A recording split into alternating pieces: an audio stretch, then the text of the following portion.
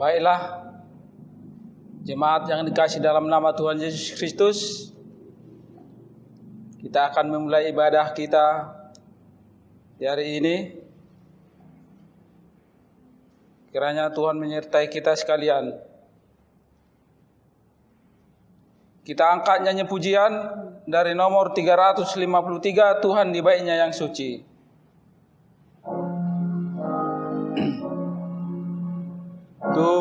Tuhan di baiknya yang suci,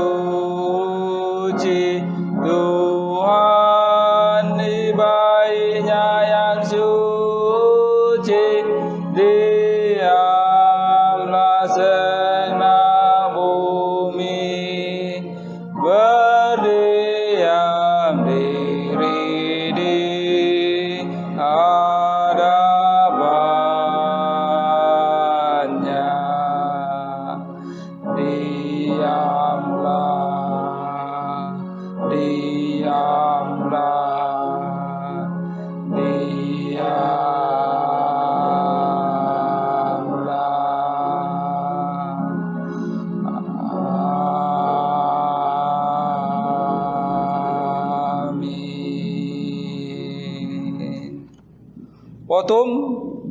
yang terambil dari Mazmur 95 ayat 1 sampai 3, demikian bunyinya.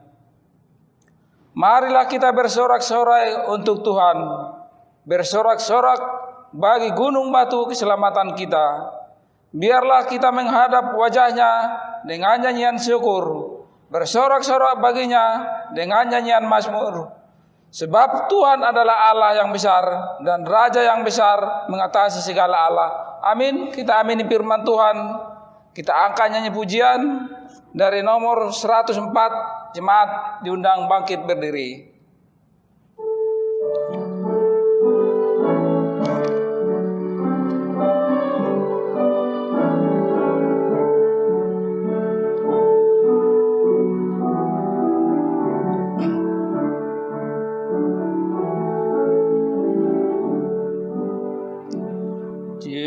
Ciptaan Bapa-Ku memuji Kali-Nya, dendang riang berkumandang selalu bergema.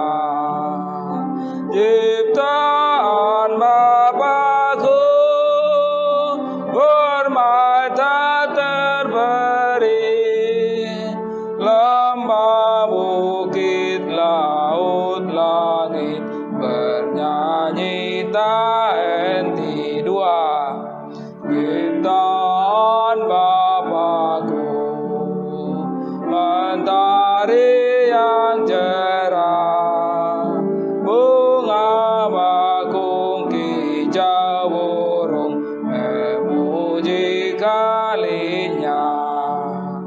Ciptaan Bapa-Ku bermata terberi, lembut merdu bisikanmu di pagi berseri. Tiga, ciptaan Bapa-Ku, ingatlah Sang Raja menciptakan perdamaian bagi manusia. Ciptaan Bapa-Ku bermata terberi, sebab darah domba Allah tercurah di bumi. Kita satukan hati, kita berdoa. Tuhan Allah Bapa yang bertata di dalam kerajaan surga, Allah yang kami sembah, di dalam nama Tuhan Yesus Kristus, Tuhan kami yang hidup. Sungguh kami mengucap syukur Tuhan dan berterima kasih, di mana Engkau masih tetap melindungi kami, mengasihi kami. Bahkan Tuhan memberikan kami banyak berkat di dalam kami menjalani hari-hari kami. Tuhan juga memberkati setiap pribadi lepas pribadi, bahkan keluarga lepas keluarga Tuhan. Bahkan Tuhan juga masih tetap mengizinkan kami untuk memuji memuliakan nama Tuhan. Kami sangat bersyukur Tuhan mempunyai Allah yang seperti Engkau, yang selalu mengasihi umat-Nya yang setia dan selalu mengingat akan hari-hari yang Tuhan telah jadikan kepada kami. Banyak pergumulan-pergumulan kami Tuhan, di dalam kami menjalani hidup kami, banyak permasalahan kami. Tetapi kami Tuhan bersyukur karena Tuhan ada di setiap jawab dari pergumulan kami dan permasalahan kami. Kami juga Tuhan berdoa buat saudara-saudara kami Tuhan, dimanapun mereka berada, kiranya Tuhan tetap mengasihi mereka, Tuhan membimbing mereka, Tuhan juga memberikan hati kepada mereka supaya mereka boleh tetap melakukan ibadah walaupun kami Tuhan melakukannya di dalam rumah kami masing-masing. Tetapi kami percaya Tuhan bahwa ibadah yang kami lakukan kiranya Tuhan ada di setiap ibadah kami, supaya ibadah yang kami lakukan boleh menjadi ibadah yang berkenan di hadapan Tuhan. Bapa di dalam surga, banyak kami Tuhan, banyak dosa yang telah kami lakukan di dalam kami melakukan aktivitas kami sehari-hari. Tapi kami percaya Tuhan, bukan maksud kami Tuhan untuk melakukannya, tapi kiranya Tuhan mengasihi kami karena kami tidak tahu Tuhan. Dalam permasalahan kami, dalam kekuatan kami boleh mengandalkan hidup kami, tapi sesungguhnya Tuhanlah yang harus ada di setiap langkah-langkah kami, supaya kami boleh menjadi anak-anak Tuhan, dan kami boleh menjadi anak-anak pilihan, dan kami boleh menjadi umat Tuhan yang boleh dilihat banyak orang, dan semakin banyak orang diselamatkan oleh karena kami ada bersama dengan Tuhan. Bapa di dalam surga, inilah kami Tuhan, umat Tuhan yang senantiasa rindu. Ampuni kami Tuhan dari segala dosa-dosa kami. Layakkan kami ada di hadirat Tuhan, layakkan kami menjadi anak-anak Tuhan. Di dalam nama Tuhan Yesus Kristus kami sudah berdoa dan mengucap syukur. Amin. Pujilah pada Bapa. Pujilah Bapa dan pada Anak serta Roh Kudus yang dahulu kala ada, tetap sekarang ada, dan selamanya. Amin. Amin. Jemaat duduk kembali. Responsoria kita yang terambil dari Mazmur 34.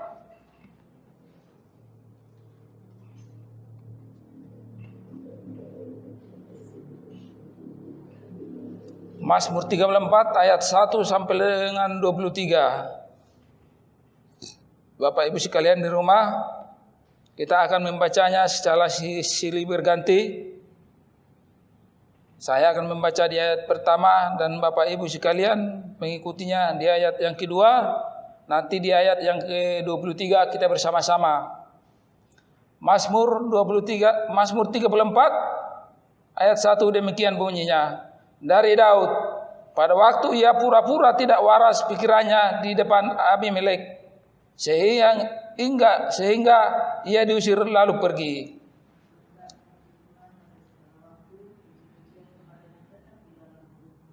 Karena Tuhan jiwaku bermegah, biarlah orang-orang yang rendah hati mendengarnya dan bersuka cita.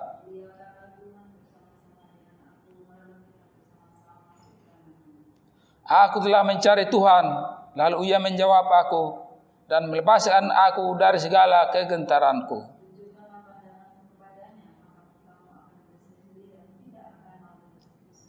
Orang yang tertindas ini berseru dan Tuhan mendengar. Ia menyelamatkan dia dari segala kesesakannya.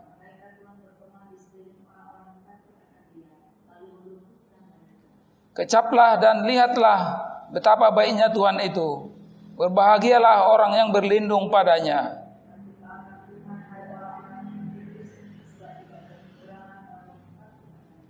Singa-singa muda merana kelaparan, tetapi orang-orang yang mencari Tuhan tidak kekurangan sesuatu pun yang baik.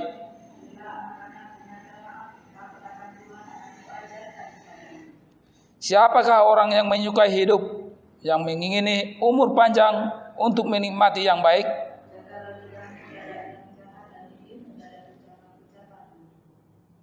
Jauhilah yang jahat dan lakukanlah yang baik. Carilah perdamaian dan berusahalah mendapatkannya.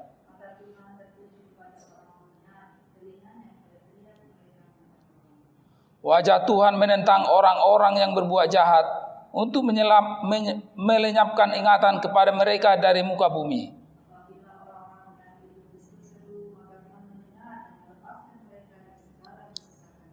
Tuhan itu dekat kepada orang-orang yang patah hati, dan Ia menyelamatkan orang-orang yang remuk jiwanya.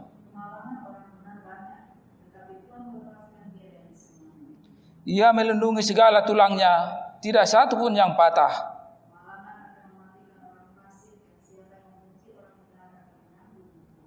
Kita bersama, Tuhan membebaskan jiwa hamba-hambanya, dan semua orang yang berlindung padanya tidak akan menanggung hukuman.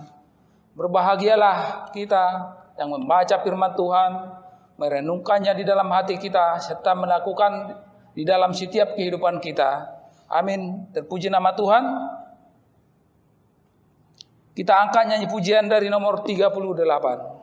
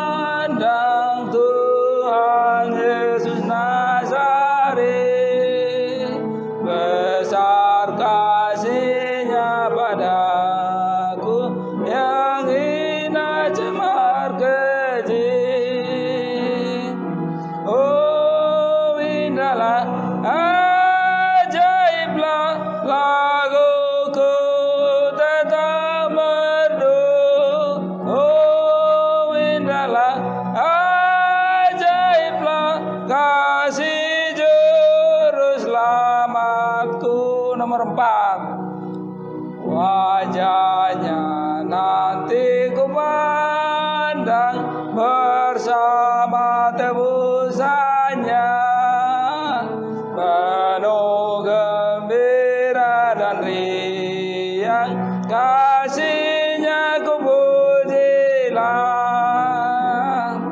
Oh indahlah, ajaiblah laguku tetap merdu.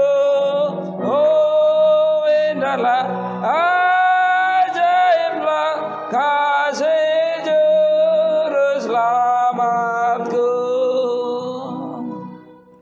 Bagi kita yang percaya kepada Tuhan, sungguh memang ajaib Tuhan itu di dalam hidup kita, kalau kita memang betul-betul percaya kepada Tuhan.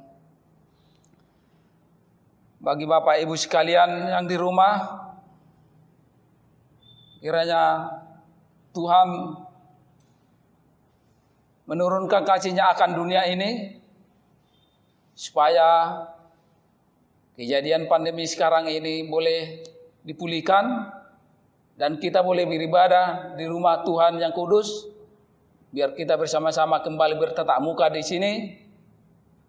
Kami sangat berharap, biarpun kita melakukannya secara online, kiranya tidak mengurangi makna ibadah itu sendiri. Kiranya Tuhan memberkati.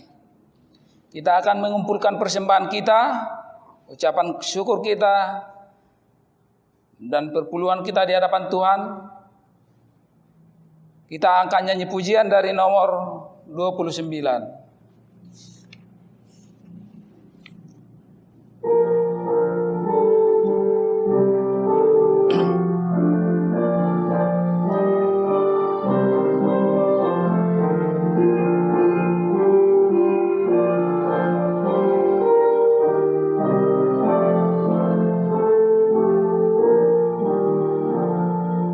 Turunlah kasih ilahi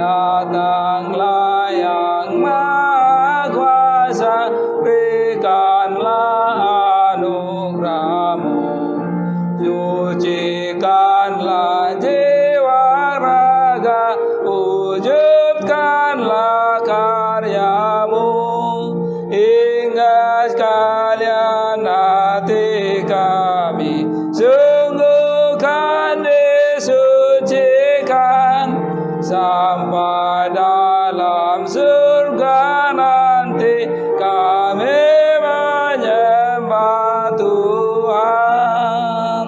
Jemaat diundang bangkit berdiri. Kita angkat nyanyi pujian dari nomor 5.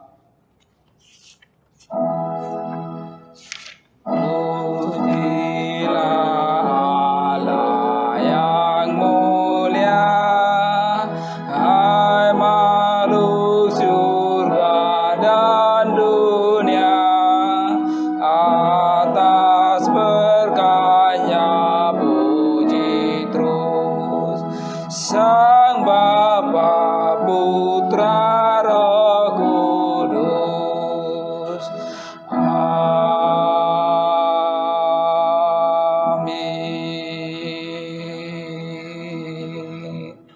Kita berdoa. Tuhan Bapa di dalam surga, Allah yang kami sembah, di dalam nama Tuhan Yesus Kristus, Tuhan kami yang hidup, kembali kami mengucap syukur Tuhan dan berterima kasih di hadapan-Mu, di mana Engkau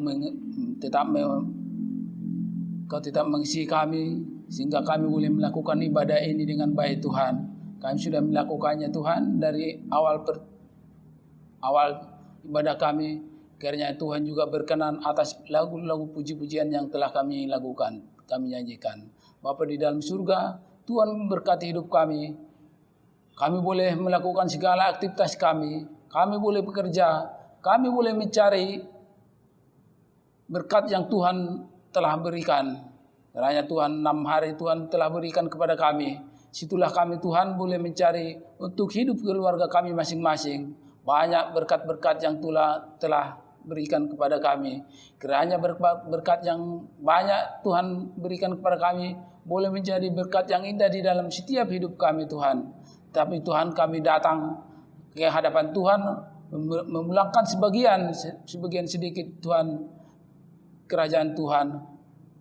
Karena Tuhan berkenan menerima persembahan kami menjadi persembahan yang harum di hadapan Tuhan. Bapa di dalam surga, kami juga berdoa Tuhan buat kami semua sekalian Tuhan yang belum boleh memberikan Tuhan. Karena Tuhan memberkati hak kami sehingga kami boleh memberikan yang lebih baik lagi Tuhan.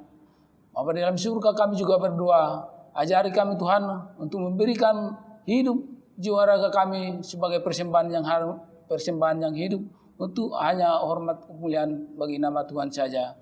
Bapa di dalam surga, ampuni kami dari segala dosa pelanggaran kami, supaya kami semakin layak dan berkenan di hadapan Tuhan. Dalam nama Tuhan Yesus Kristus, kami sudah berdoa dan mengucap syukur. Amin. Selamat diundang duduk kembali. Kita akan membaca firman Tuhan, mendengarkan firman Tuhan dan doa syafaat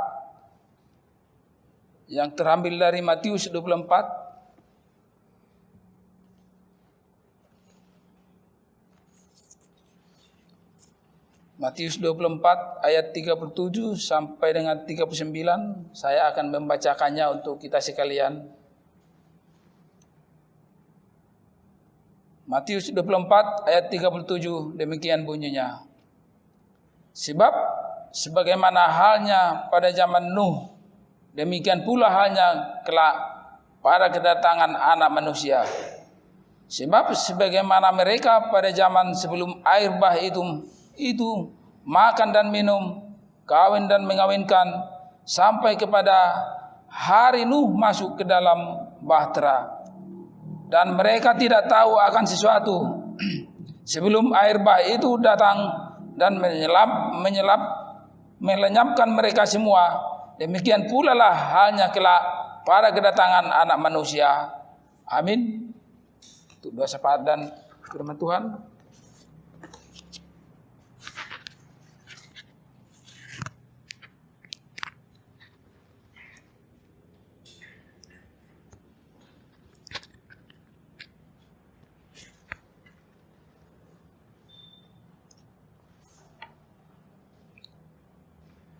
Mari kita berdoa.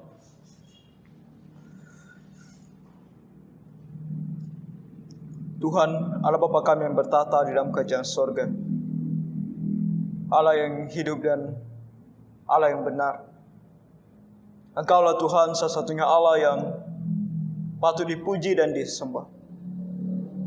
Sebab Engkau ya Tuhan yang menjadikan segala langit dan bumi beserta segala isinya. Engkaulah Tuhan yang menciptakan kami manusia, segambar dan serupa dengan Engkau. Engkau memberikan kami tempat yang paling mulia di antara ciptaan lainnya. Dan Engkau ya Tuhan, Allah yang menyelamatkan kami dari segala dosa kami. Sebagaimana kami telah melakukan banyak dosa di hadapan Engkau, mulai dari manusia pertama yang Engkau ciptakan. Kami semua adalah manusia yang berdosa dan patut dan layak untuk dihukum. Tapi Engkau ya Tuhan di dalam kemurahan-Mu memberikan kami anugerah. Dan melalui anugerah yang Engkau berikan kepada kami, memberikan kami iman untuk percaya kepada Tuhan kami Yesus Kristus. Kami sangat bersyukur ya Bapa karena Tuhan Yesus, Putra-Mu yang tunggal yang Tuhan telah kirimkan ke dalam dunia ini.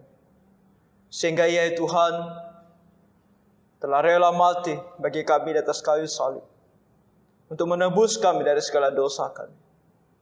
Sehingga setiap orang yang percaya kepadanya tidak binasa, melainkan beroleh hidup yang kekal. Sungguh ya Tuhan, segala kemuliaan dan hormat hanya bagi nama-Mu. Dan kami mau datang ya Tuhan untuk berseru kepadamu. Sebab Engkau adalah Allah yang Maha Kuasa. Dan Engkau yang senantiasa mendengarkan doa-doa dan seruan-seruan dari anak-anak-Mu yang berteriak kepadamu ya Tuhan sesuai dengan kehendak-Mu. Bapa Surgawi, di saat ini kami mau memohon agar kiranya Engkau ya Tuhan mendengarkan permohonan kami. Untuk kami ya Tuhan mau memohon kepadamu agar di masa-masa yang sulit ini Tuhan senantiasa beserta dengan kami dan menyertai kami dalam kehidupan kami sehari-hari. Sudah beberapa bulan lamanya ya Tuhan, kami berada di dalam situasi yang sangat sulit, yaitu dalam masa pandemik ini. Hidup kami telah banyak berubah ya Tuhan. Banyak di antara kami yang harus bekerja dari rumah. Banyak anak-anak kami yang harus belajar dari rumah. Dan kami yang tidak mempunyai pilihan, bekerja di luar sana, juga bekerja dengan sangat hati-hati, penuh dengan kekhawatiran dan ketakutan. Namun ya Tuhan, kami sangat bersyukur kalau sampai hari ini kami masih bisa memiliki kesehatan yang baik, kekuatan dan pertolongan daripada-Mu. Mungkin ada di antara kami yang telah mengalami sakit, tapi kami bersyukur ya Tuhan, kalau sampai hari ini kami masih bisa bernafas, dan kami masih bisa hidup di dalam dunia ini. Terima kasih ya Bapa untuk pertolongan-Mu. Kami memohon ya Bapa supaya Engkau yang terus menolong kami. Engkau terus menyertai kami dalam hari-hari ke depan. Sebab ya Tuhan, kondisi ini tidak membaik. Saat ini kami masih di dalam masa pandemik ini. Dan bahkan sekarang kami dianjurkan untuk hidup bersama dengan pandemik ini.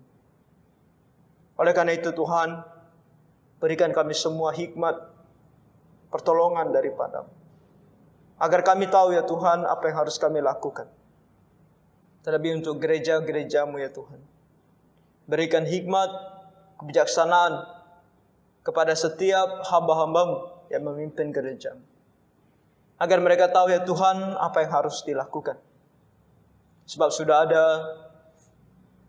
ada pemberitahuan dari pemerintah bahwa gereja-Mu bisa dibuka kembali, namun dengan protokol-protokol dan hal-hal yang perlu dipenuhi.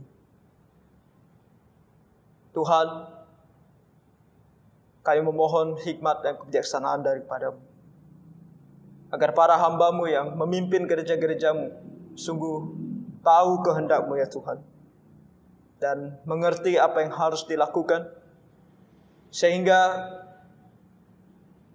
gerejamu bisa tetap beribadah, mungkin di rumah ataupun kembali beribadah di dalam gereja, dengan penuh dengan berkat dan pertolongan daripadamu, sehingga jemaatmu ya Tuhan bisa beribadah tanpa ada rasa takut dan khawatir, dan juga tidak terjangkit oleh penyakit dan virus ini. Bapa, ke dalam tangan-Mu kami serahkan hal ini. Kami berdoa ya Tuhan supaya Engkau juga yang senantiasa menolong kami dalam kehidupan kami sehari-hari, terlebih bagi kami yang tidak mempunyai pilihan, melainkan harus bekerja di luar sana. Bapa, Engkaulah yang kiranya melindungi, memberikan hikmat dan pertolongan daripada-Mu, supaya tetap menjaga diri dengan baik, dan juga ya Tuhan, mereka boleh pulang ke rumah dengan selamat. Engkau berkati setiap keluarga kami, Engkau yang melindungi mereka juga, Engkau yang memberikan mereka pertolongan-Mu dimanapun mereka berada.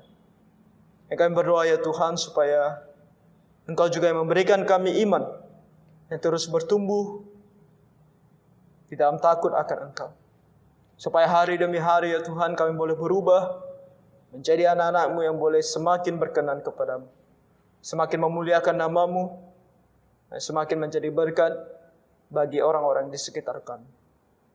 Bapa Surgawi, kami bersyukur kepada-Mu karena waktu ini kami boleh kembali datang untuk mendengarkan firman. Bapa, berikanlah kami pengertian daripada-Mu. Biarlah Roh Kudus-Mu ya Tuhan yang bekerja di dalam hati dan pikiran kami, agar kami ya Tuhan boleh mengenal dan tahu akan apa yang Engkau inginkan bagi kami di hari-hari akhir ini. Sebab ya Tuhan, janji Tuhan Yesus untuk kedatangannya yang kedua kali sungguh sudah mencapai hari-hari terakhirnya.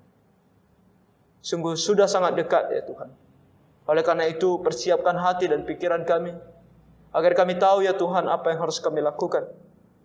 Sehingga pada kedatangan Tuhan yang tidak ada orang tahu, yang menjadi kekejutan bagi setiap orang, kami anak-anak-Mu boleh siap, dan kami boleh ditemukan beriman kepada Tuhan.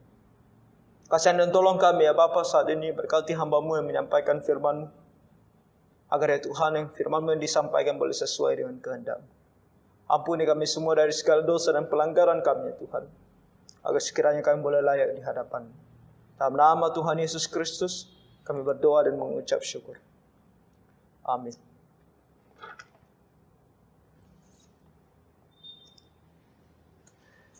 Mari kita kembali buka firman Tuhan yang tadi sudah kita bacakan bersama-sama. Matius pasal 24, ayatnya yang ke-37 sampai 39. Dan ini adalah nasihat daripada Tuhan Yesus sendiri. Nasihat tentang berjaga-jaga. Dan di sini adalah nasihat untuk berjaga-jaga pada masa akhir, atau yang kita sering dengar sebagai zaman akhir atau akhir zaman. Kenapa ini disebutkan oleh Tuhan Yesus, disampaikan oleh Tuhan Yesus kepada kita? Sebab kalau kita membaca firman Tuhan, kita tahu bahwa Tuhan Yesus selalu berkata, kedatangannya tidak ada yang tahu. Kedatangannya untuk kedua kali, tidak ada yang tahu. Minggu yang lalu, kita membahas tentang bagaimana Tuhan Yesus naik ke sorga. Dan kemudian murid-muridnya bertanya kepada dia, apakah ini saatnya engkau membangun kerajaan atau memulihkan kerajaan bagi Israel? Dan memulihkan kerajaan bagi Israel adalah tujuannya ketika dia datang kedua kali. Di mana di dalam kitab Wahyu kita tahu bahwa Tuhan Yesus akan memerintah selama 1000 tahun lamanya dari Yerusalem. Jadi untuk memulai kembali, membangkitkan kembali kerajaan bagi Israel adalah tujuannya ketika dia datang kedua kali. Itulah yang akan dia lakukan ketika dia datang kedua kali. Jadi ketika para muridnya bertanya kepada dia, apakah ini waktunya bagi engkau memulihkan kerajaan bagi Israel? Mereka sedang bertanya kepada Tuhan Yesus, apakah ini adalah waktunya engkau datang kedua kali? Tapi apa jawab Tuhan Yesus kepada mereka? Jawabnya adalah, tidak ada yang tahu waktunya kapan. Waktunya sudah ditetapkan oleh Allah Bapa, dan tidak ada seorang pun yang perlu tahu kapan waktunya. Tetapi selagi waktunya belum datang dan saat itu belum waktunya, engkau harus pergi untuk mengabarkan Injil. Kapan waktunya? Waktu spesifiknya tidak tahu. Sebab Tuhan Yesus tidak memberitahukan kepada kita, Tuhan Allah Bapa tidak memberitahukan kepada kita, Roh Kudus juga tidak memberitahukan kepada kita.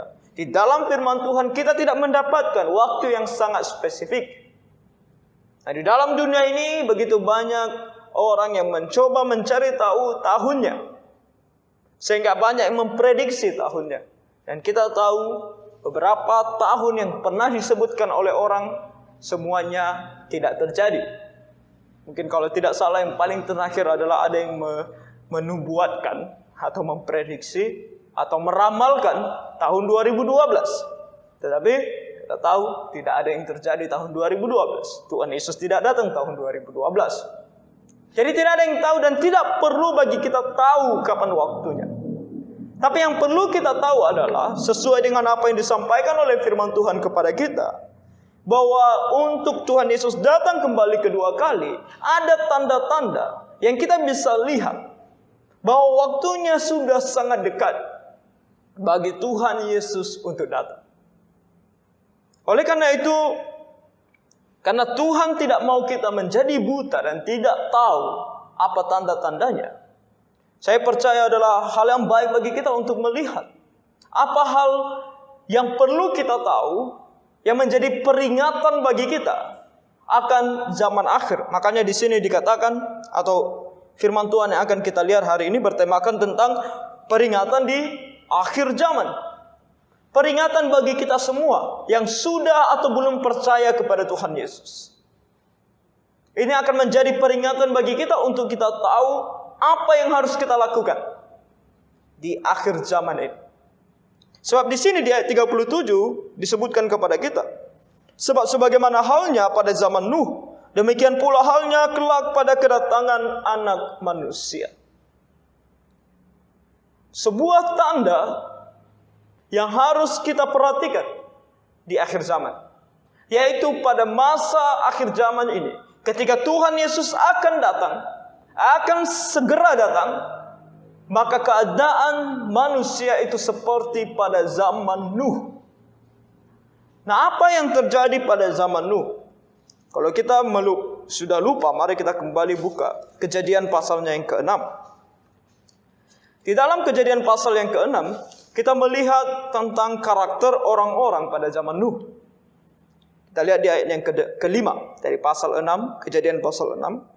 Ketika dilihat Tuhan bahwa kejahatan manusia besar di bumi, dan bahwa segala kecenderungan hatinya selalu membuahkan kejahatan semata-mata.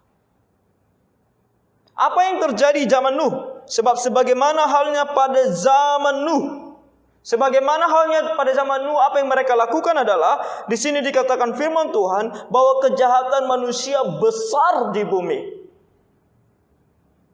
Nah, apa itu kejahatan? Kejahatan, apa itu kejahatan? Apa itu dosa? Apa itu sebuah pelanggaran? Kejahatan di sini tidak lain dan tidak bukan adalah kejahatan yang sangat objektif, bukan kejahatan yang subjektif. Kenapa saya katakan kejahatan yang objektif dan bukan kejahatan yang subjektif? Kejahatan yang objektif artinya melanggar sesuatu yang objektif, melanggar sebuah perintah yang telah dituliskan. Nah, perintah ini adalah daripada Tuhan sendiri. Bagaimana manusia harus hidup. Tuhan telah memberitahukan kepada kita apa itu kebenaran yang sesuai dengan standarnya Tuhan. Kalau kita melihat ke-10 hukum Taurat, kita tahu bahwa itu adalah kebenaran yang sesuai dengan perintah Tuhan, yang diinginkan oleh Tuhan. 10 hal yang harus kita lakukan dan harus kita hindari di dalam kehidupan kita. Begitulah Tuhan ingin kita hidup. Dan kalau dikatakan dalam firman Tuhan, kalau kita mau membuatnya dalam hanya 2 hukum, atau meringkasnya dari segala hukum yang ada, Tuhan katakan apa? Mencintai, mengasihi Tuhan Allah kita dengan segenap hati dan dengan segenap jiwa dan akal budi kita. Demikianlah kita harus mengasihi Allah. Dan kemudian kita harus mengasihi sesama kita seperti diri kita sendiri. Dan detailnya selalu diberikan di dalam firman Tuhan apa yang harus kita lakukan. Namun kejahatan manusia berarti bahwa mereka tidak mengindahkan apapun yang dikatakan oleh Tuhan. Segala perintah Tuhan, keinginan Tuhan untuk mereka hidup, mereka tidak mau indahkan. Mereka tidak mau lakukan. Mereka memberontak terhadap Allah. Di sini dikatakan bahwa segala kecenderungan hatinya selalu membuahkan kejahatan semata-mata. Semata-mata. Artinya selalu di dalam hatinya kecenderungan hati mereka adalah untuk melakukan kejahatan di hadapan Tuhan. Nah, kita mungkin bertanya, mari kita bertanya dan memikirkan. Menurut kita, apakah orang-orang pada zaman Nuh merasa mereka bersalah? Merasa mereka melakukan kejahatan? Tidak ada di antara mereka yang sebenarnya merasakan bahwa mereka sedang melakukan kejahatan. Yang menurut mereka aneh sendiri adalah Nuh dan keluarganya. Ketika nantinya Nuh membangun bahtera, bagi mereka ada sesuatu yang salah dengan Nuh. Sehingga mereka tidak pun mempedulikan Nuh. Dan bahkan mereka tidak mau mendengarkan Nuh. Yang di dalam firman Tuhan dikatakan berkhotbah di hadapan mereka selama dia membangun bahtera. Mereka tidak mempedulikan dia. Menurut mereka, Nuh malah yang aneh. Siapa yang mau percaya kepada seseorang bersama dengan keluarganya sedang membangun sebuah kapal yang begitu besar di atas sebuah gunung? Jadi bagi diri mereka sendiri, mereka tidak jahat. Mereka cuma melakukan apa yang menurut mereka benar. Itulah yang disebut sebagai kejahatan atau kebenaran yang subjektif. Menurut saya benar. Kalau menurut saya benar, maka itu benar. Menurut Anda atau menurut orang lain mungkin salah. Mungkin juga benar. Terserah. Yang penting menurut saya benar. Itu adalah kebenaran atau kejahatan yang subjektif. Sesuai dengan apa yang diinginkan oleh hati kita. Dalam firman Tuhan, kata yang lain atau kalimat yang lain sering digambarkan untuk orang-orang yang tidak percaya kepada Tuhan dan melakukan dosa di hadapan Tuhan adalah mereka melakukan segala sesuatu sesuai dengan keinginan hatinya. Apa saja yang aku inginkan dan menurutku benar, itulah yang benar. Itu yang terjadi pada zaman Nuh. Kecenderungan hati mereka adalah melakukan yang jahat. Dan kejahatan ini, kejahatan di mata Tuhan. Berarti melanggar firman-Nya Tuhan. Melanggar standar kekudusan daripada Tuhan. Dan ini adalah hal yang sama. Kalau kita melihat kehidupan kita setiap hari di dalam dunia ini.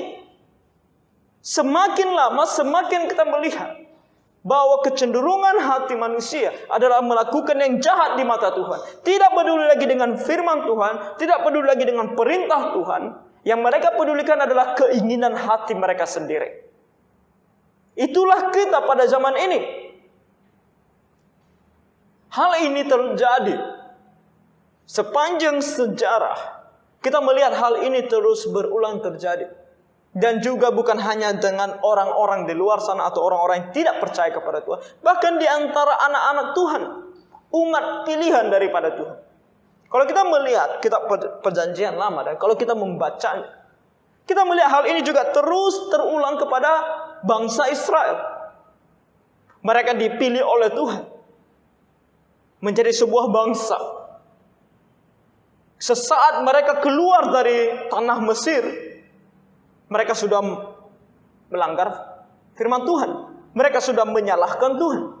Ketika Tuhan memberkati mereka, menolong mereka, sehingga air atau laut terbelah, sehingga mereka bisa berjalan di tanah yang kering, mereka bersyukur kepada Tuhan.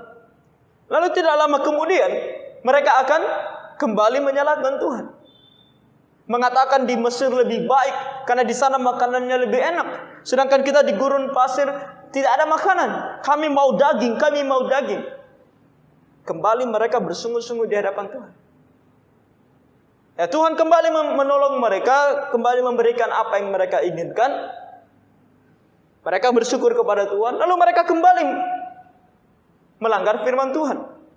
Ketika Musa sangat lama di Gunung Sinai, apa yang mereka lakukan di bawah? Mereka membangun bagi mereka patung untuk mereka sembah. Ketika Musa menghukum mereka, mereka kembali bertobat dan Tuhan kembali memberkati mereka. Sesampainya mereka di tempat di mana mereka bisa melihat atau mengirimkan ke-12 mata-mata untuk melihat bangsa itu, apa yang mereka lakukan? Mereka semua berkata, tidak mungkin kita bisa mengalahkan bangsa itu. Tuhan mengirimkan kita di sini untuk mati. Dan Tuhan kembali menghukum mereka. 40 tahun lamanya mereka harus berjalan mengelilingi gurun tersebut sebelum mereka akhirnya sampai di Israel.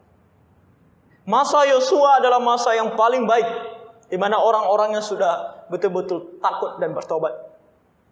Sehingga apa saja yang dikatakan oleh Yosua kepada mereka, mereka lakukan. Namun tidak lama kemudian ada yang disebut sebagai masa hakim-hakim. Dan itu adalah masa di mana Tuhan mengatakan bahwa bangsa Israel melakukan apa yang baik di mata mereka, sesuai dengan keinginan hati mereka. Dan setiap kali mereka melanggar firman Tuhan, Tuhan mengirimkan musuh untuk mengalahkan mereka, menjajah mereka. Mereka berteriak kepada Tuhan, Tuhan mengirimkan hakimnya untuk menolong mereka. Dan itu terjadi terus-menerus, berulang-ulang. Sampai kepada masa raja-raja juga demikian. Setelah raja-raja mereka dibuang ke Babel, pulang dari Babel juga demikian. Sampai anak tunggal Allah, yaitu Tuhan Yesus sendiri datang ke dalam dunia pun mereka tolak. Sehingga di tahun 70 mereka dihukum juga. Dan ini terus berulang. Dan puncaknya adalah ketika Tuhan Yesus akan datang kembali. Dan kita melihat ini adalah masa yang bisa kita katakan terburuk dari antara masa yang lainnya.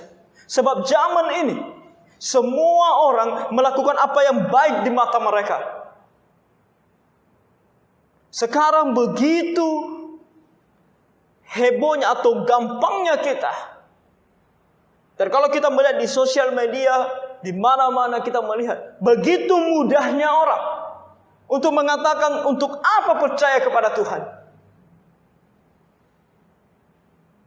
Begitu hebatnya orang untuk mengatakan apa yang menurut mereka benar dan tidak lagi memandang apa yang menurut Allah benar. Kalau yang menurut Allah benar, belum tentu menurut mereka benar. Jadi menurut mereka yang benar adalah apa yang mereka pandang benar. Salah satu contohnya adalah LGBT. Firman Tuhan jelas mengatakan, Tuhan menciptakan hanya 2 jenis kelamin, laki-laki dan perempuan. Dan ketika Tuhan menciptakan perempuan, Dia memiliki tujuannya, yaitu untuk menciptakan seseorang yang bisa menjadi penolong yang sepadan kepada laki-laki. Disitulah Tuhan membuat atau menciptakan sebuah hubungan yang disebut sebagai pernikahan, yaitu antara satu laki-laki dengan satu perempuan. Dan sekarang manusia mengatakan apa? Sekarang manusia mengatakan bahwa laki-laki dengan laki-laki juga oke. Perempuan dengan perempuan juga boleh. Itu yang terjadi. Dan kalau kita mengatakan ini salah, mereka katakan siapa yang bilang salah? Dan bahkan dengan beraninya, mereka mengatakan bahwa ini adalah bagaimana Tuhan menciptakan kami. Sejak dari lahir, kalau dia laki-laki, sejak dari lahir dia mengatakan aku memiliki jiwa perempuan. Begitulah Tuhan menciptakan aku. Jadi apa yang harus aku katakan? Walaupun tubuhku laki-laki tapi jiwaku perempuan. Dan itu yang Tuhan berikan kepadaku. Bagaimana caranya aku bisa keluar dari tubuh ini? Ya, jalan satu-satunya adalah mengoperasi tubuh ini untuk menjadi seperti perempuan.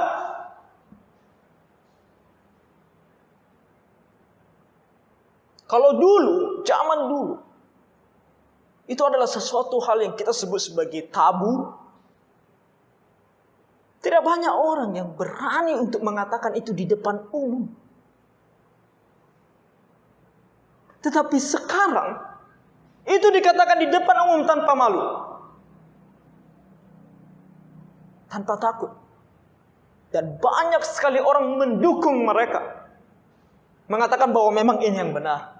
Kita harus membela mereka, membela hak mereka untuk hidup. Ya, hak mereka untuk hidup.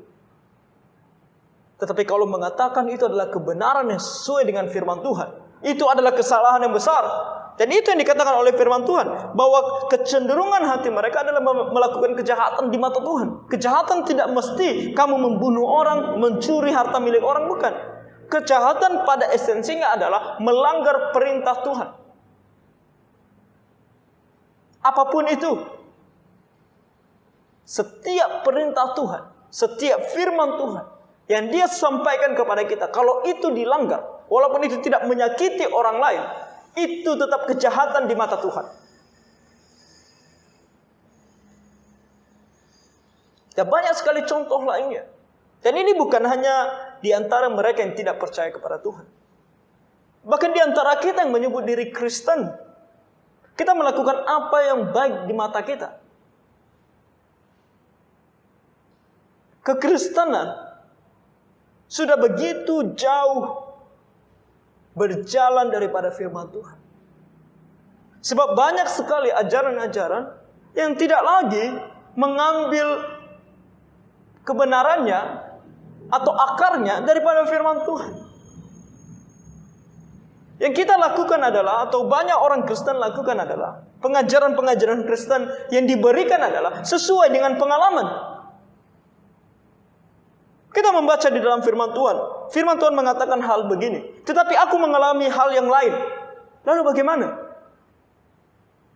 Di dalam firman Tuhan kita tidak pernah menemukan bahwa seorang yang diselamatkan oleh Tuhan dan diberikan Roh Kudus oleh Tuhan untuk selamat, melakukan tindakan-tindakan yang menurut kita aneh, menggelepar. Firman Tuhan tidak pernah mengatakan kepada kita hal demikian. Tapi ada orang yang mengatakan, aku mengalaminya. Ketika aku percaya kepada Tuhan Yesus, kemudian Roh Kudus masuk di dalam diriku, aku melakukan hal tersebut. Walaupun aku tidak tahu kenapa aku melakukannya. Aku mengalaminya, maka itu adalah kebenaran. Saudara-saudara, sesuatu yang kita alami tidak berarti bahwa itu adalah sebuah kebenaran.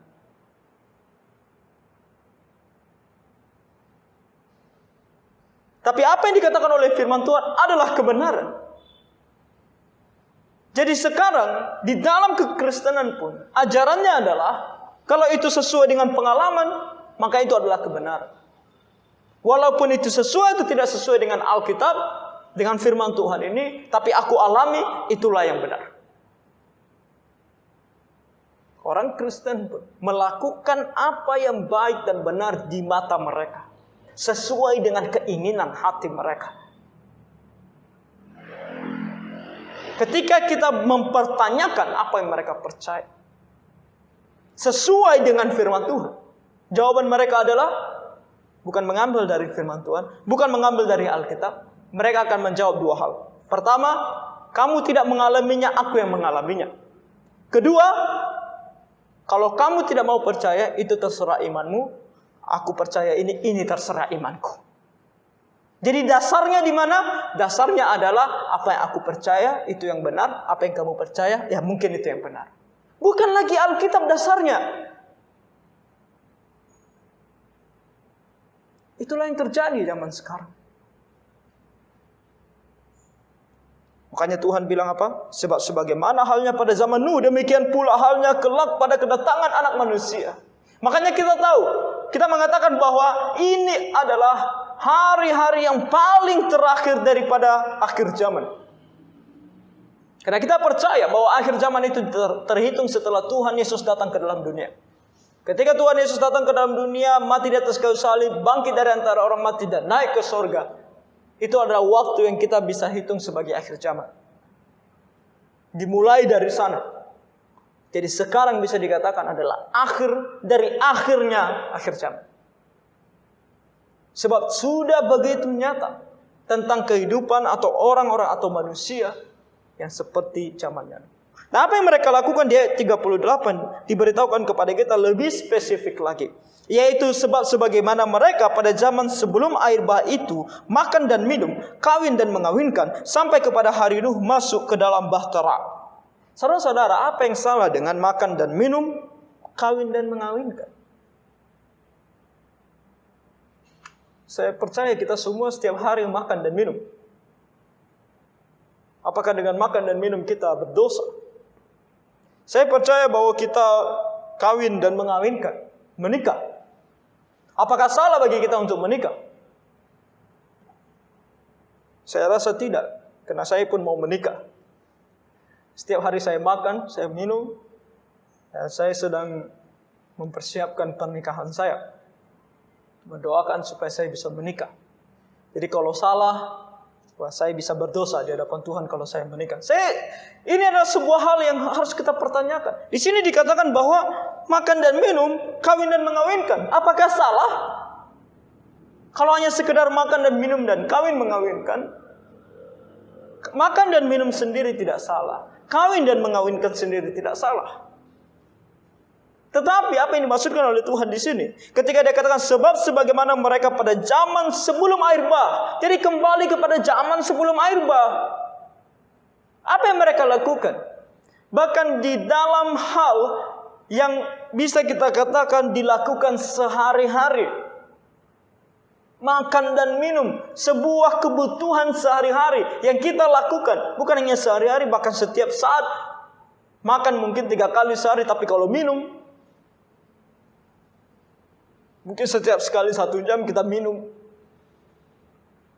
Lebih sering kita minum daripada makan. Tetapi kembali kepada zaman sebelum air bah. Di sana dikatakan bahwa kecenderungan hati mereka adalah melakukan yang jahat di mata Tuhan. Artinya ketika mereka makan dan minum, dan ketika mereka kawin dan mengawinkan, mereka melakukannya dengan melanggar firman Tuhan. Dengan tidak sesuai dengan firman Tuhan. Berpesta pora, berfoya-foya, bermabuk-mabukan,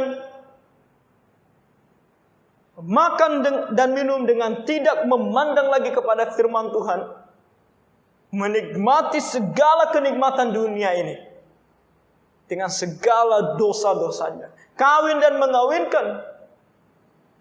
Tidak heran kalau pada masa itu LGBT yang kita kenal sekarang sudah ada pada masa tersebut. Tidak lama kemudian kita mengenal kota yang dihancurkan oleh Tuhan, Sodom dan Gomora. Jadi dosa ini bukan dosa yang baru, sudah ada dari zaman dulu. Dan ketika itu ada, kita lihat bagaimana Tuhan begitu murka terhadap dosa ini. Sehingga Tuhan menyinggungnya di sini sebagai kawin dan mengawinkan. Tidak ada yang salah dengan pernikahan. Yang salah adalah bagaimana kamu menikah. Kalau kamu menikah dengan sesuai dengan firman Tuhan, laki-laki dan perempuan di hadapan Tuhan diberkati oleh hamba Tuhan, tidak ada yang salah dengan itu. Tetapi kalau kamu menikah laki-laki dengan laki-laki atau perempuan dengan perempuan, dan kamu melakukannya untuk berpesta pora, berfoya-foya, menyembah Allah-Allah lain, menyembah dewa-dewa lain, itu adalah salah di mata Tuhan. Itu adalah kejahatan di mata Tuhan. Itu yang dikatakan oleh Tuhan di sini. Sebab sebagaimana mereka pada zaman sebelum air bah itu makan dan minum, kawin dan mengawinkan, sampai kepada hari Nuh masuk ke dalam bahtera. Sampai hari terakhir ketika Nuh masuk ke dalam bahtera, tidak ada yang peduli dengan Nuh. Yang mereka pedulikan adalah bagaimana menikmati kehidupan mereka.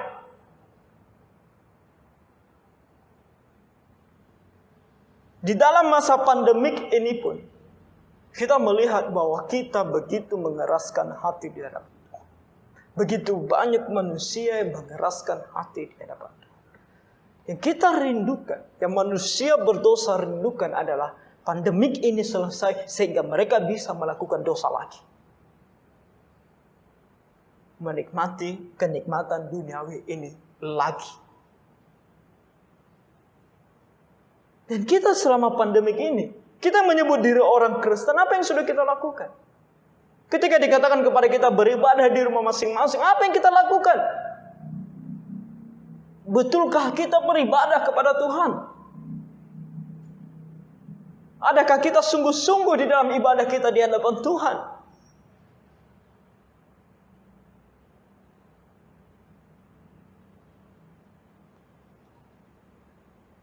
Ketika kita makan dan minum, adakah kita melakukannya benar di hadapan Tuhan? Banyak hal di dalam hidup kita. Dan ini sengaja Tuhan katakan sebagai sangat dasar. Gaya hidup yang sangat dasar atau sesuatu yang kita lakukan di dalam kehidupan kita yang begitu mendasar. Kalau yang begitu mendasar saja Tuhan begitu perhatikan, apalagi yang lain. Makan dan minum saja Tuhan begitu perhatikan sehingga kita harus melakukannya sesuai dengan firman-Nya. Apalagi yang lain. Bekerja, berhubungan dengan orang lain, berteman, bersahabat.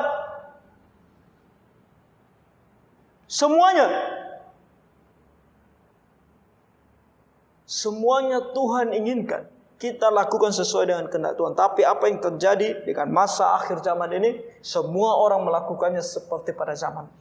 Apa yang baik menurut mereka, menurut pandangan mata mereka, menurut keinginan hati mereka, itulah yang mereka lakukan. Salah satu contoh lainnya di dalam kekristenan adalah Injil kemakmuran. Ketika dikatakan bahwa mereka mengajarkan bahwa setiap anak Tuhan tidak boleh miskin. Harus selalu sehat. Harus selalu memiliki kehidupan yang layak. Bahkan kaya.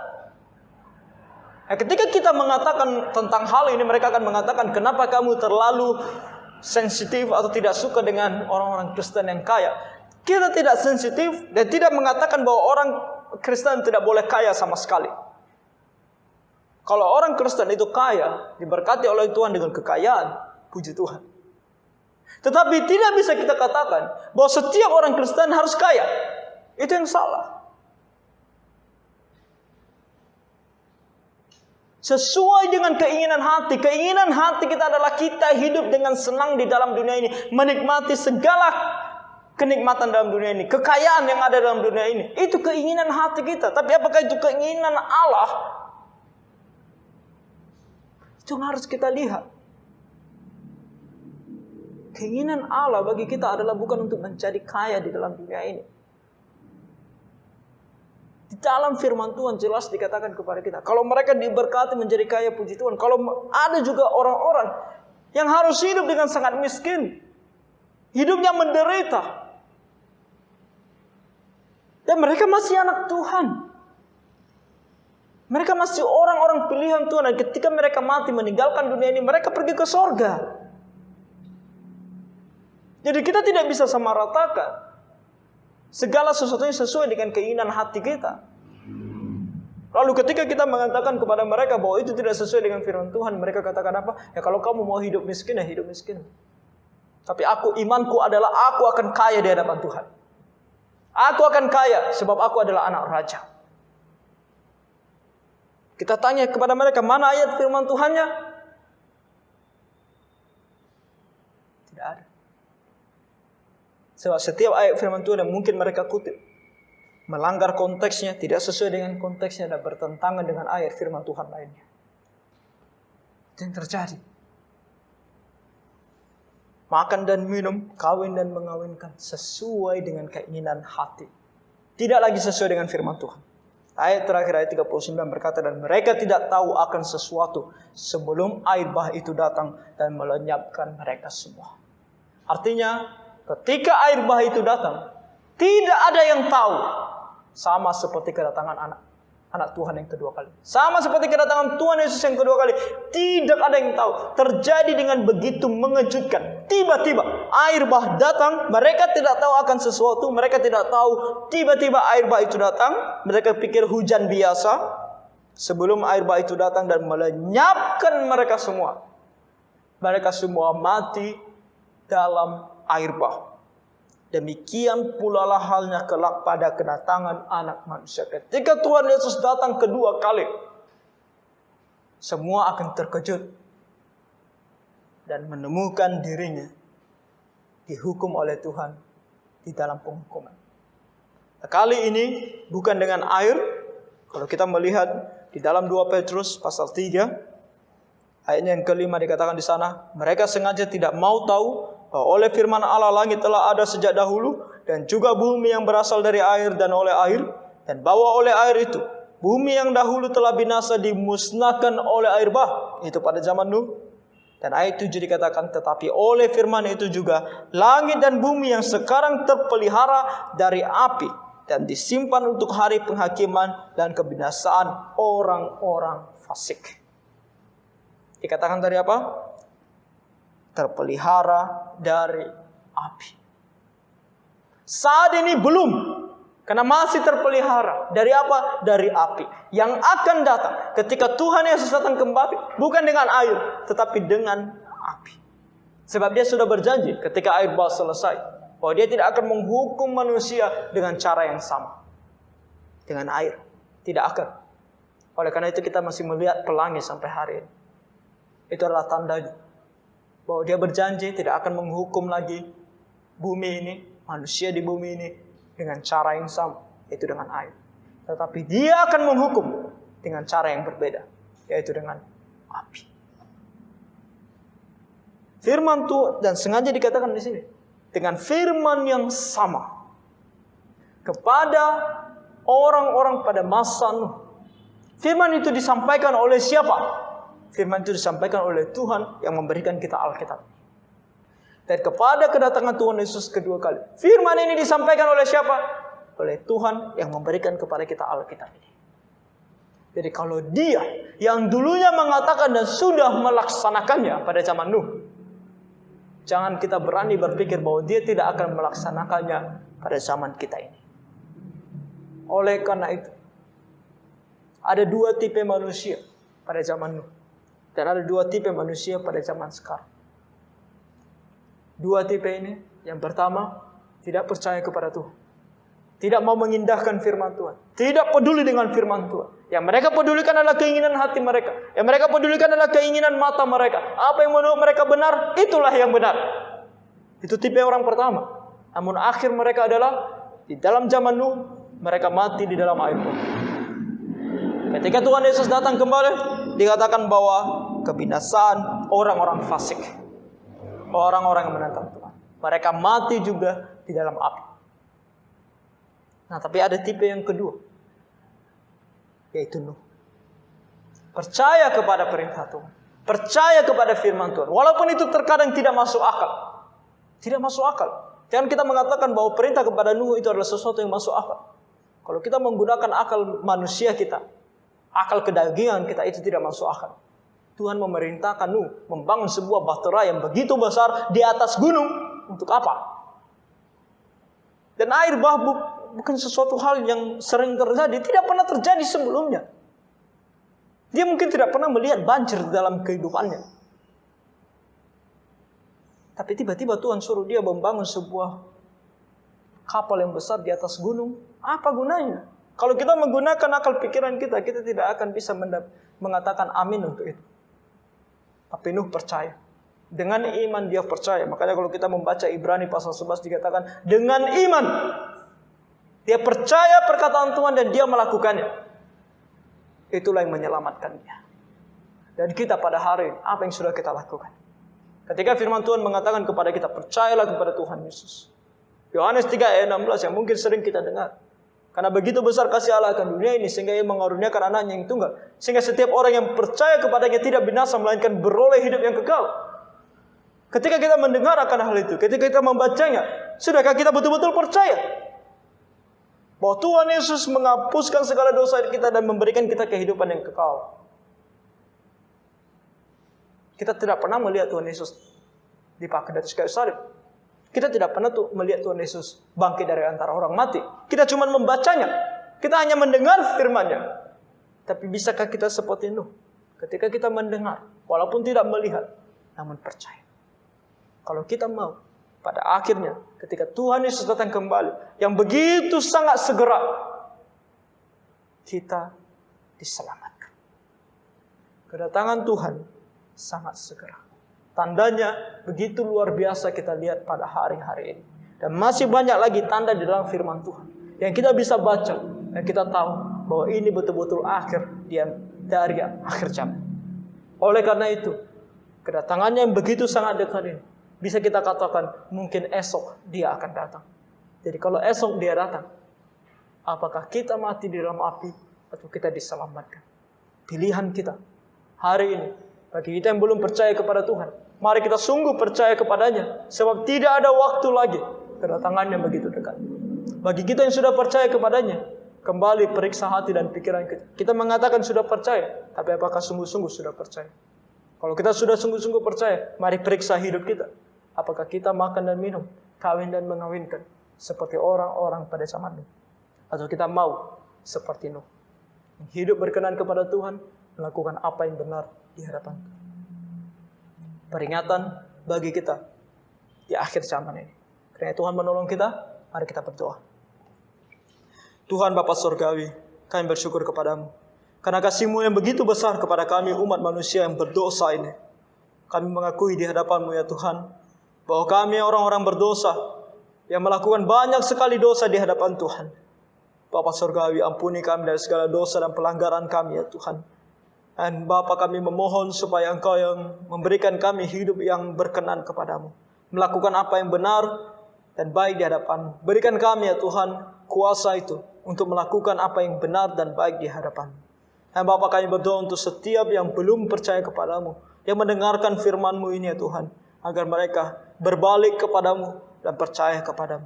Kasihani dan tolong mereka ya Tuhan, agar mereka pun diselamatkan dan mendapatkan kehidupan yang kekal daripadamu. Terima kasih ya Bapa untuk waktu yang baik ini kami boleh mendengarkan firman-Mu.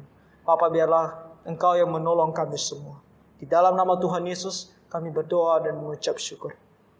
Amin. Kita bangkit berdiri. Kita tutup ibadah kita dengan menyanyikan pujian nomor 233.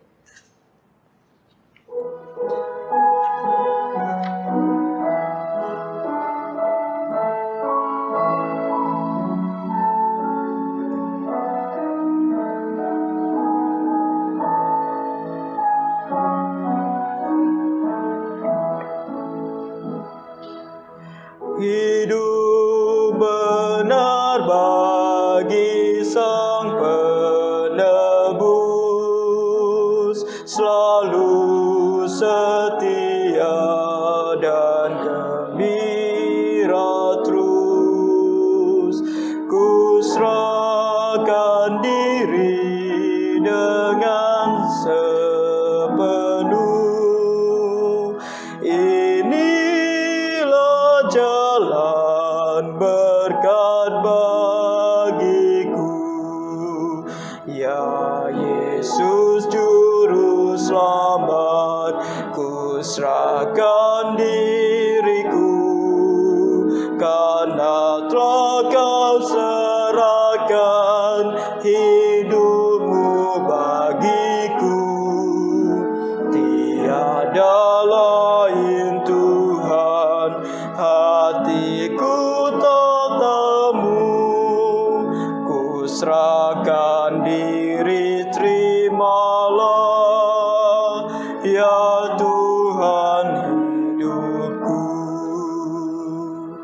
Hidup benar bagi Sang Penebus.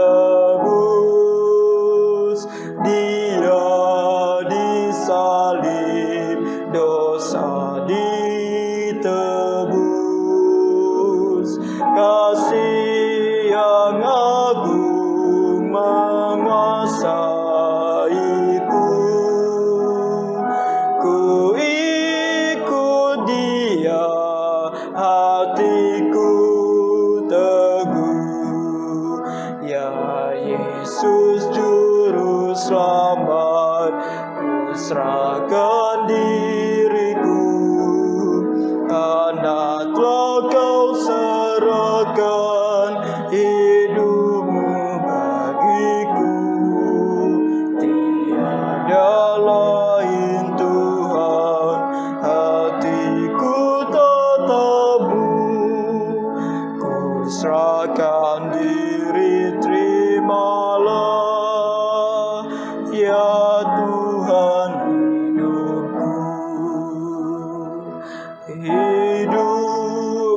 benar bagi Sang Penebus,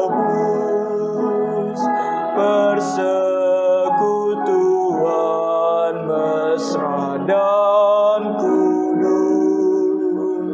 Orang yang hilang aku cari terus, ku bawa dia kepada Yesus. Ya Yesus Juru Selamat, ku serahkan diriku, karena telah Kau serahkan hidupmu bagiku. Tidak lain Tuhan, hatiku tatamu, ku serahkan diri, terimalah ya Tuhan hidupku. Amin. Mari kita berdoa. Tuhan, Bapa kami yang bertata dalam kerajaan sorga, Allah yang hidup dan Allah yang kekal, kami bersyukur kepadamu ya Tuhan, karena kami boleh kembali beribadah kepadamu di pagi hari ini. Kami boleh ya Tuhan beribadah meski di rumah kami masing-masing. Terima kasih ya Tuhan untuk segala puji-pujian yang boleh kami naikkan di hadapan Tuhan. Bila itu semua boleh menjadi hormat dan kemuliaan bagi nama-Mu. Terlebih kami bersyukur kepadamu ya Tuhan, untuk firman-Mu yang telah kami dengarkan. Dan kami mohon ya Bapa supaya Engkau melalui Roh Kudus-Mu bekerja di dalam hati dan pikiran kami, agar kami boleh membawa firman-Mu di dalam hati dan pikiran kami senantiasa. Ingat bahwa kami harus percaya kepada Tuhan Yesus. Ingat bahwa kami harus hidup bagi Tuhan Yesus sambil menunggu kedatangan yang kedua kali yang sungguh segera akan datang. Segeralah Tuhan datang untuk kami, untuk menyelamatkan kami dari dunia yang fana ini. Kasihan dan tolong kami ya Tuhan, sertai dan berkati kami dalam kehidupan kami sehari-hari, mulai dari hari ini ya Tuhan, sampai kami boleh kembali datang ke rumah-Mu untuk beribadah kepadamu, bahkan sampai kedatangan Tuhan Yesus yang kedua kali. Ampuni kami dari segala dosa dan pelanggaran kami. Kami berdoa dan mengucap syukur di dalam nama Tuhan kami Yesus Kristus, yang telah mengajarkan kami berdoa demikian. Bapa kami yang di sorga, dikuduskanlah nama-Mu, datanglah kerajaan-Mu, jadilah kehendak-Mu di bumi seperti di sorga. Berilah kami pada hari ini makanan kami yang secukupnya, dan ampunilah kami atas segala kesalahan kami, seperti kami juga mengampuni orang yang bersalah kepada kami. Dan janganlah membawa kami ke dalam pencobaan, tetapi lepaskanlah kami daripada yang jahat. Karena Engkau yang mempunyai kerajaan dan kuasa dan kemuliaan sampai selama-lamanya. Amin. Amin.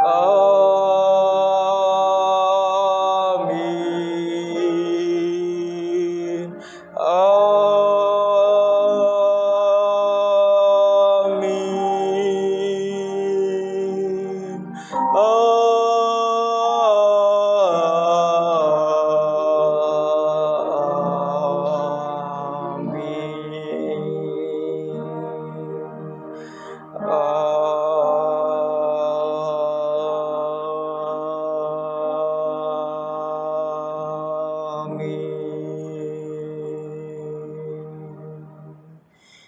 Dipersilakan duduk kembali. Doa teduh dan kebaktian kita telah selesai. Tuhan memberkati.